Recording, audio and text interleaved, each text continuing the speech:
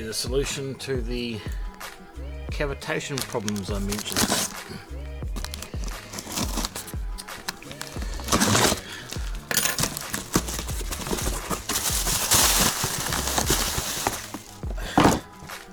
Oops, that ain't it.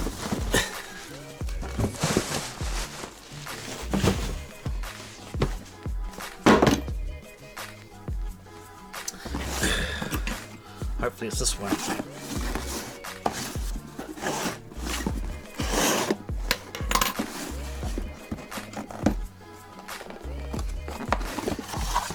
Here we go.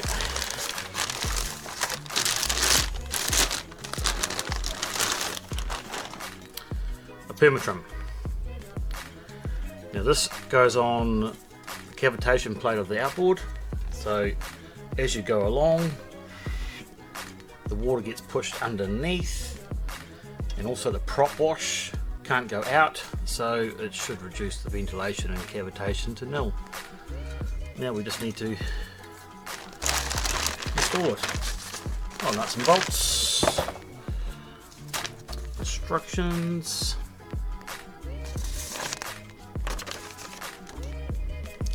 Excellent.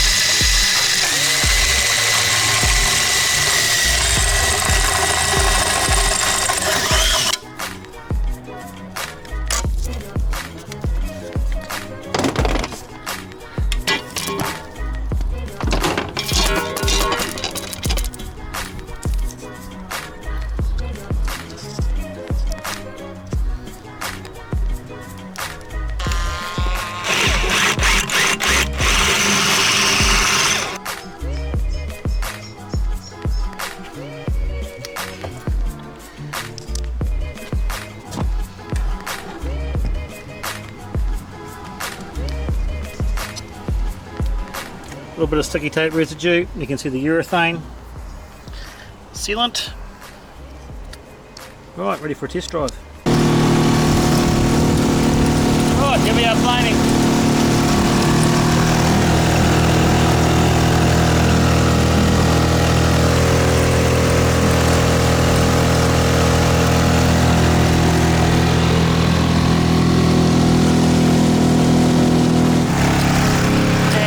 Seen a small fish perk up over here, so guess where I'm heading.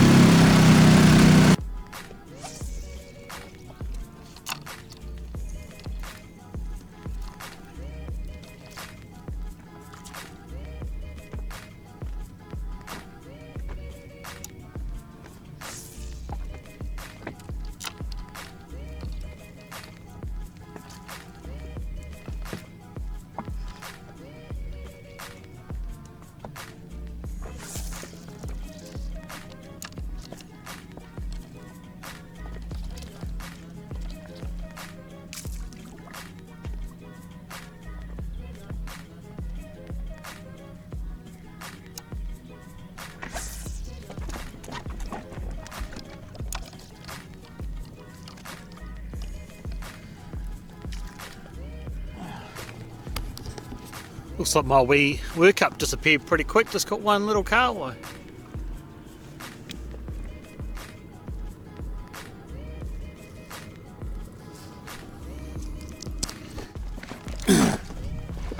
Right, so we've got the trim tab on, as you can see in the water there, the Permatrim, not the trim tab, sorry.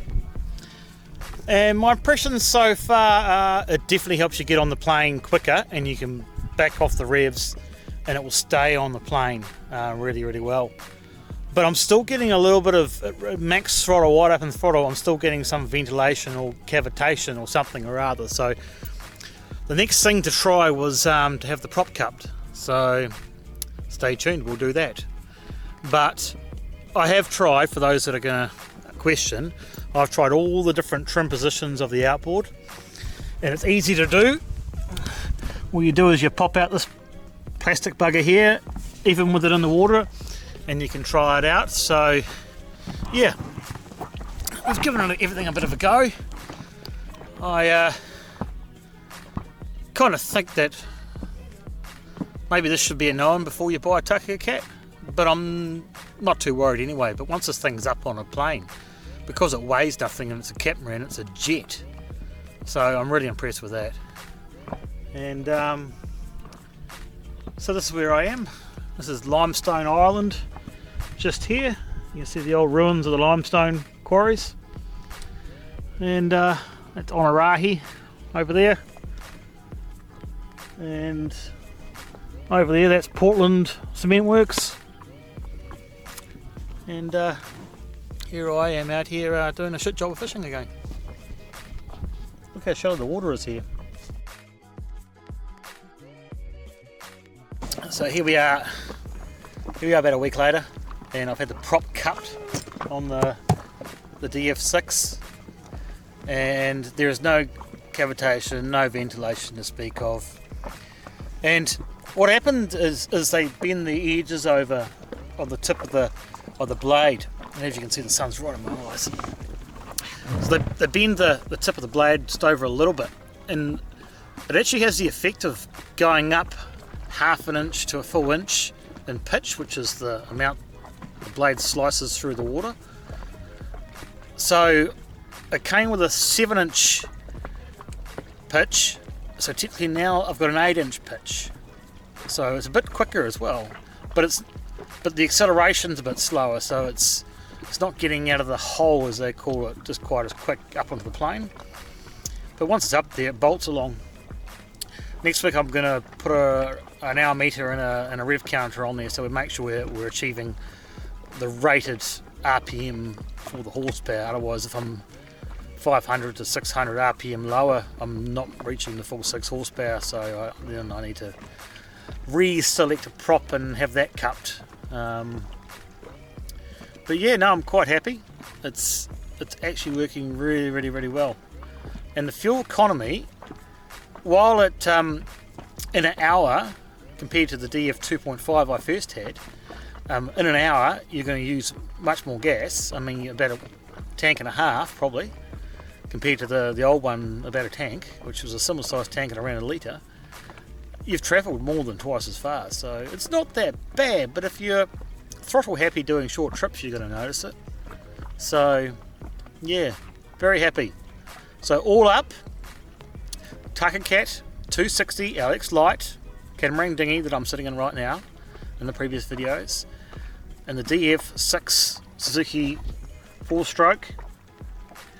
We've put on a Permatrim.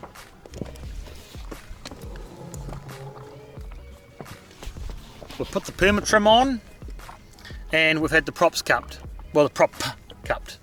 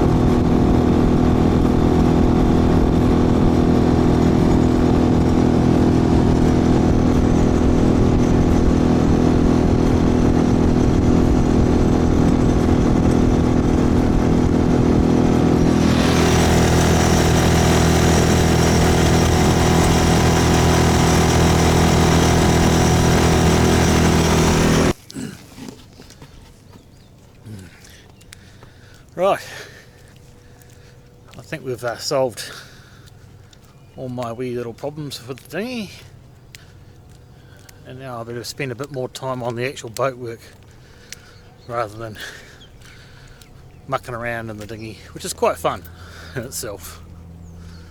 Anyway, better put this thing on the back of the ute, or the pickup if you're from the Northern Hemisphere.